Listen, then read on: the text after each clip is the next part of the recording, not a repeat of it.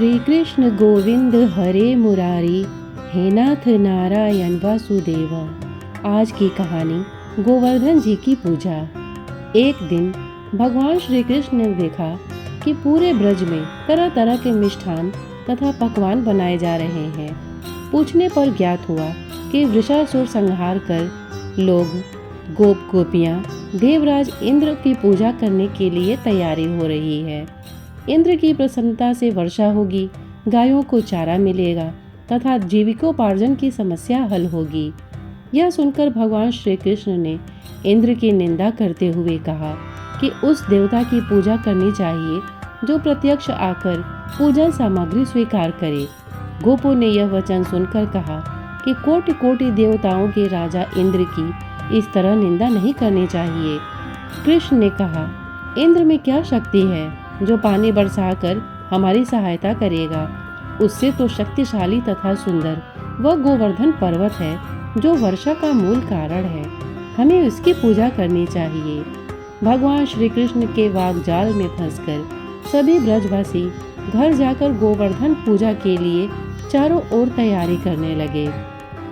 तत्पश्चात नंद जी ने ग्वाल गोपिकाओं सहित एक सभा में कृष्ण से पूछा, इंद्र जन से तो दुर्भिक्ष उत्पीड़न समाप्त होगा, चौमासे के सुंदर दिन आएंगे, बरसात होगी, खेत खलिहान लहलहाएंगे, मगर गोवर्धन पूजा से क्या लाभ होगा।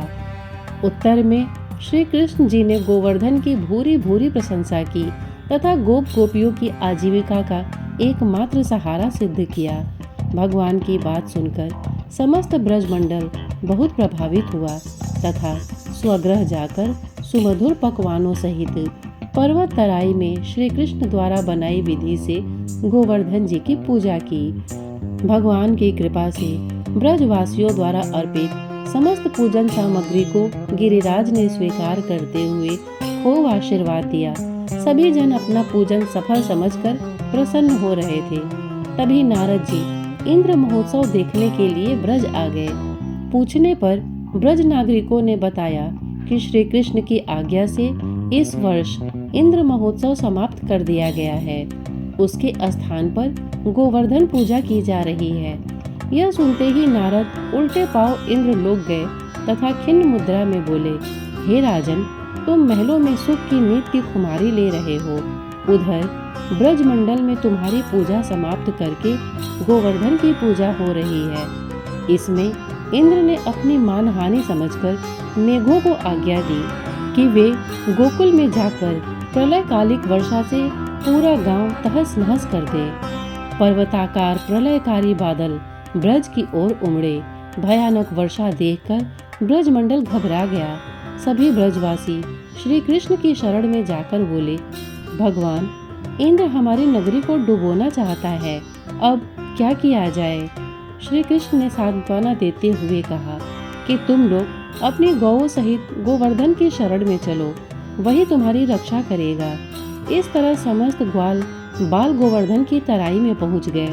श्री कृष्ण ने गोवर्धन को कनिष्ठा उंगली पर उठा लिया और 7 दिन तक गोप गोपिकाओं सहित उसी छाया में सुखपूर्वक रहे। भगवान की कृपा से उनको एक भी छींटा नहीं लग पाया। इससे इंद्र को महान आश्चर्य हुआ।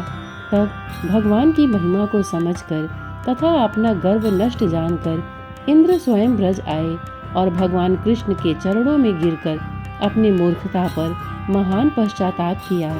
7वें दिन भगवान ने गोवर्धन पर्वत को नीचे रखकर इसी भांति प्रति वर्ष गोवर्धन पूजा करके अन्नकूट उत्सव मनाने की आज्ञा दी। तभी से यह उत्सव अन्नकूट के नाम से मनाया जाने लगा। तो ये थी गोवर्धन पूजा मनाए जाने के पीछे की कहानी। श्रोतागण, इतने धैर्य से इसे सुनने के लिए आपने अपना बहुमूल्य समय दिया। इसके लिए आपका बहुत बहुत धन्यवाद। नमस्कार।